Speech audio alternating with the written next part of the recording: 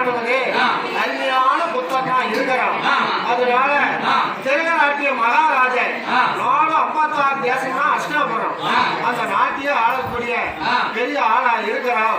அப்படி என்று சொன்னாரே சொல்லி இருந்ததுனால அவனுக்கு வந்து பொண்ணு வேணும்.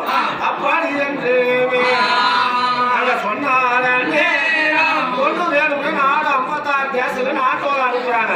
நாட்டோல அனுப்புறதுனால நாட்டோல எல்லாம் பார்த்துட்டு அஷ்டாபுரத்துக்கே ஒரு ராஜன், அதனால திருநாட்டி மகாராஜனுக்கு பொண்ணு கொடுக்கலாம்.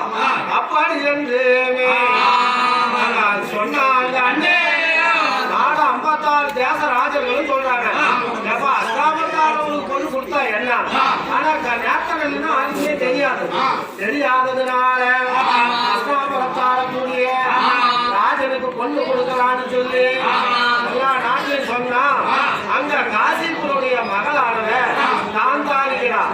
காந்தாரி அம்மாளும் இருந்தாலே காந்தாரி அம்மாளானவ காசிபுருடைய மகளானவ இருந்ததுனால சரி போய் பார்த்தாங்க. காசிபுருடைய மகளானவ அவெல்லாம் இருந்ததுனால சரி அந்த அம்மாவை கல்யாணம் பண்ணலாம் அப்படின்னு எல்லாத்த புரோகிதர் வந்து சொல்றாங்க. அது மாதிரி வந்து சொன்னதுனால சரி காசிபுருடைய மகன் இருக்குது காந்தாரி அப்படின்னு சொன்னதுனால எல்லாத்த பெருமான அழகுங்க அப்படின்னு வந்து பார்த்தாங்க. எல்லாம் பார்த்ததும் பொண்ணு நல்லா அழகா இருக்குது, பரவாயில்ல பண்ணிக்கலாம் அப்படின்னு சொல்றாங்க. இந்த அம்மாவும் காந்தாரி என்ன நான் மாப்பிள்ளை எனக்கு பிடிச்சிக்கும், நான் கல்யாணம் பண்ணிக்கிறேன் அப்படின்னு சொல்றாங்க. அப்படின்னு சொன்னதுனால மலான நாள் எங்க வீட்டுல வந்து எல்லாரும் சாப்பிடணும் பொண்ணு வீட்டுல. அப்படி என்று சொன்னாங்க. அப்படி சொன்னதுனால எல்லாம் நாலு நட்சத்திரம் எல்லாமே பார்த்தாங்க. சரி பொண்ணு வீட்டுல போய் சாப்பிடலாம் உறுதி பண்ணலாம் அப்படின்னு எல்லாம் போறாங்க.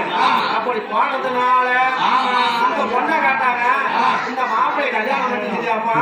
இந்த மாதிரி ஈஸ்வருடைய மகனா, இந்த மாதிரி பரிமள கந்தியோடைய மகனா, 456 தேசத்து ராஜனா கல்யாணம் பண்ணிக்கிறியானதுக்கு நான் இந்த மாப்பிள்ளைங்களே கல்யாணம் பண்ணிக்கிறேன் அப்படின்னு காந்தாரி சொல்லிட்டாங்க. காந்தாரி சொன்னதுனால அப்ப காந்தார தேசங்களும் போறாங்க.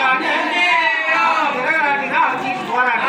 கிரகராட்டி மகாராஜனையும் அழைச்சிட்டு போறாங்க.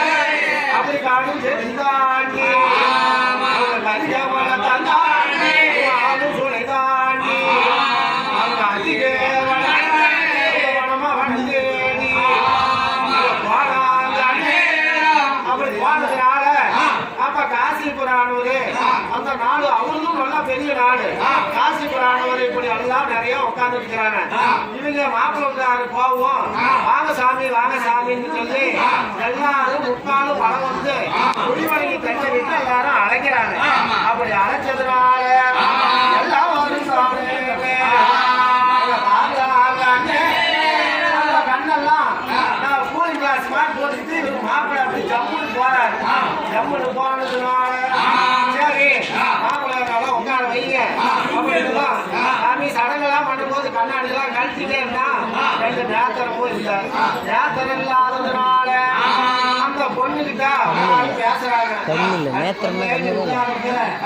அவரு 456 தேசி ஆண்டா கூட நேத்திரம் இல்லாதவங்களை எப்படி பண்ணிக்கிறதுன்னு சொன்னேன் அப்படின்னு சொன்னதுனால அதனால எங்க அப்பா கொடுக்கணும்னு சொல்லிவிட்டாரு, நானும் பண்ணிக்கிறேன்னு சொல்லிவிட்டேன்.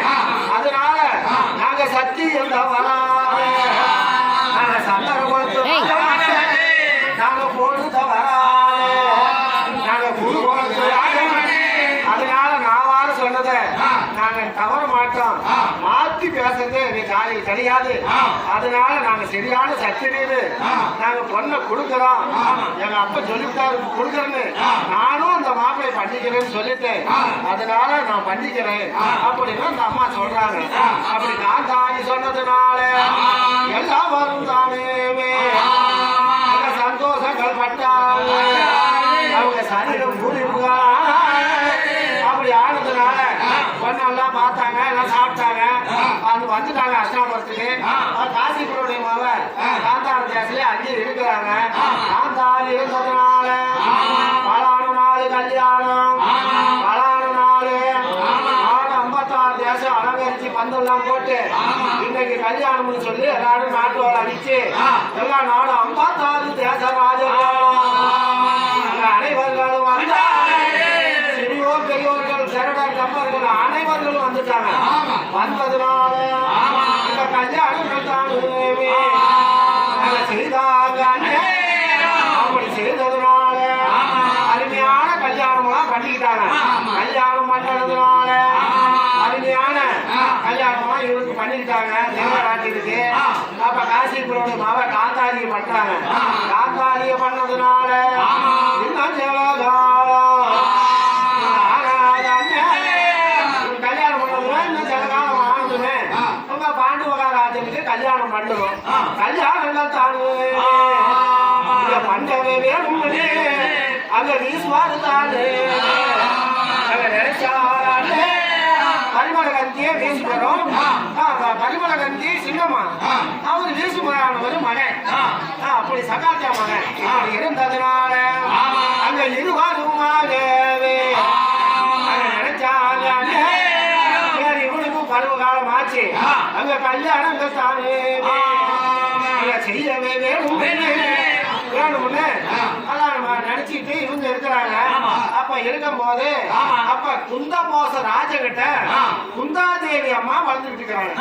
குந்தாதேவி அம்மாவானவங்க குந்தபோச ராஜகிட்ட வளர்ந்துகிட்டு இருக்கும் போது அப்ப என்ன எண்ணி அல்லோ என்ன மட்ட சிந்தை நினைச்சாங்க. சிந்தை